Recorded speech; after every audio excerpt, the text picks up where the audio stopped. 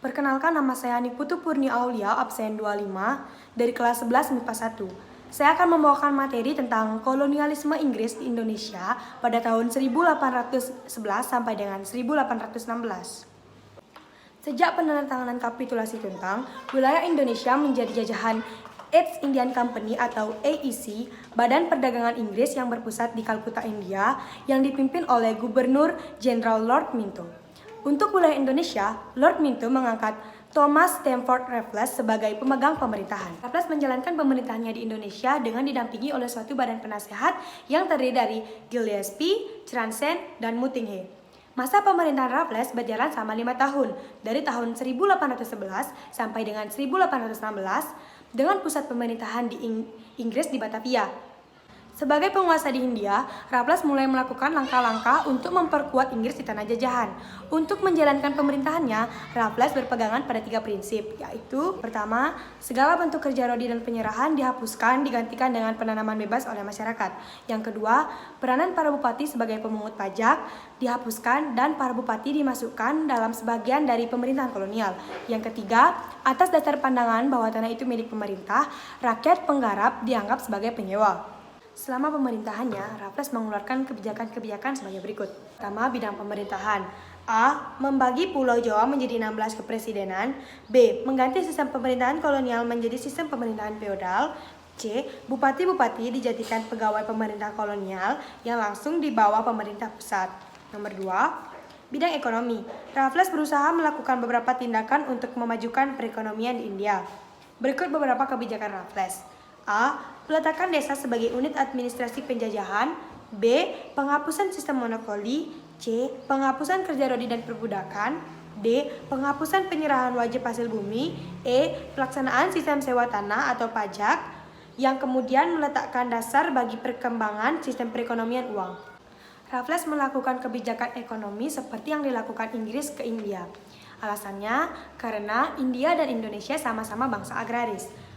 Kebijakan ekonomi Raffles ini dikenal sebagai sistem pajak tanah atau lottery system. Ketentuan yang terdapat dalam sistem pajak tanah adalah sebagai berikut. Yang pertama, segala bentuk penyerahan wajib dan kerja paksa dihapuskan. Rakyat bebas menanam tanaman yang dianggap menguntungkan.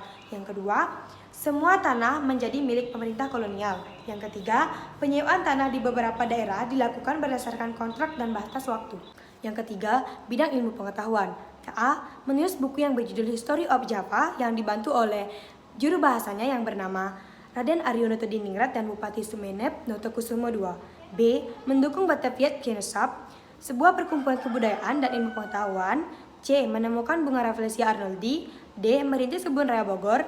E. Memberikan bantuan kepada John Crawford, Residen Yogyakarta, untuk mengadakan penelitian yang menghasilkan buku berjudul History of the East Indian Archipelago yang diterbitkan dalam 3 jilid di Edinburgh pada tahun 1870.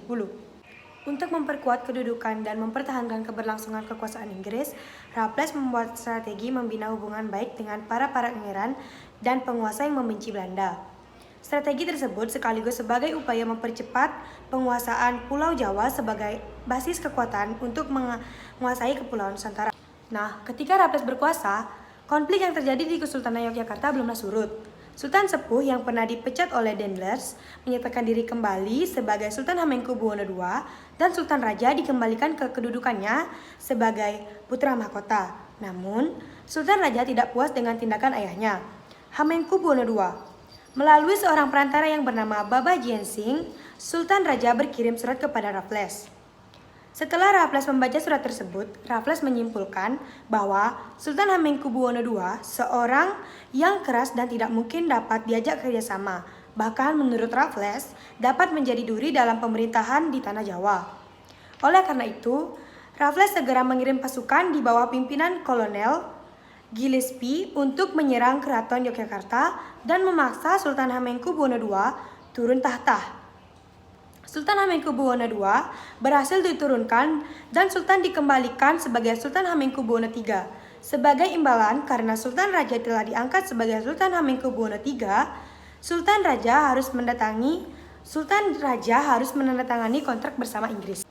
Isi kontrak politik antara Sultan Raja dengan Raffles antara lain sebagai berikut. Yang pertama, Sultan Raja secara resmi ditetapkan sebagai Sultan Hamengkubuwono III dan Pangeran Natakusuma atau Saudara Sultan Sepuh ditetapkan sebagai penguasa tersendiri di wilayah bagian dari Kesultanan Yogyakarta dengan gelar Paku Alam I. Yang kedua, Sultan Hamengkubuwono II dan putranya Pangeran Mangkubumi diasingkan ke Penang. Yang ketiga, semua harta benda milik Sultan Sepuh selama menjabat sebagai Sultan dirampas menjadi milik pemerintahan Inggris. Untuk kebijakan dan program land rent, tidak terlepas dari pandangan Raffles mengenai tanah adalah sebagai faktor produksi. Menurut Raffles, pemerintah adalah satu-satunya pemilik tanah. Dengan demikian, sudah sewajarnya apabila penduduk di Jawa menjadi penyewa dengan membayar pajak sewa tanah dari tanah yang diolahnya. Pajak tersebut dipungut perseorangan dengan jumlah pungutan disesuaikan dengan jenis dan produksi tanah. Untuk tanah yang produktif akan membayar sekitaran setengah dari hasil dan untuk tanah yang tidak produktif hanya membayar seperempat dari hasil. Apabila di rata-rata, setiap wajib pajak tersebut akan membayar sekitar 2/5 dari hasil. Setelah itu, petani bebas menggunakan sisanya. Raffles ingin memperbaiki tanah jajahan dan juga ingin menaikkan kemakmuran rakyat. Namun, dalam pelaksanaannya di lapangan, Raffles menghadapi kendala seperti budaya dan kebiasaan petani sulit diubah, pengawasan pemerintahan kurang. Dalam mengatur rakyat, peran kepala desa dan bupati lebih kuat daripada asisten residen yang berasal dari orang-orang Eropa, serta sulit melepaskan kultur sebagai penjajah. Raffles masih melaksanakan kerja rodi, perbudakan, dan monopoli. Secara umum, Raffles bisa dikatakan kurang berhasil dalam mengendalikan tanah jajahan sesuai dengan idenya. Pemerintah Inggris tidak mendapatkan keuntungan dari rakyat tetap menderita. Pemerintahan Raffles di Indonesia berakhir dengan ditandai adanya Convention of London atau Konvensi London pada tahun 1814 yang ditandatangani oleh wakil-wakil dari Belanda dan Inggris. Adapun isi dari Convention of London tersebut antara lain sebagai berikut. Yang pertama, Indonesia dikembalikan kepada Belanda. Yang kedua, jajahan Belanda seperti Thailand, Kaap Koloni dan Guyan tetap di tangan Inggris. Yang ketiga, Cochi di pantai Malabar diambil alih oleh Inggris, sedangkan Bangka diserahkan kepada Belanda sebagai gantinya. Pada tahun 1816, Raffles mengakhiri pemerintahannya di Hindia. Kemudian Raffles digantikan oleh John Peddle. Selanjutnya, Raffles diangkat menjadi gubernur di Bengkulu, meliputi wilayah Bangka dan Belitung. Pemerintahan Raffles berada di antara dua masa penjajahan Belanda. Maka pemerintahan Inggris tersebut dinamakan sebagai masa sisipan atau interregnum. Sekian yang dapat saya sampaikan mengenai kolonialisme Inggris di Indonesia. Mohon maaf bila ada kesalahan kata. Sekian dan terima kasih.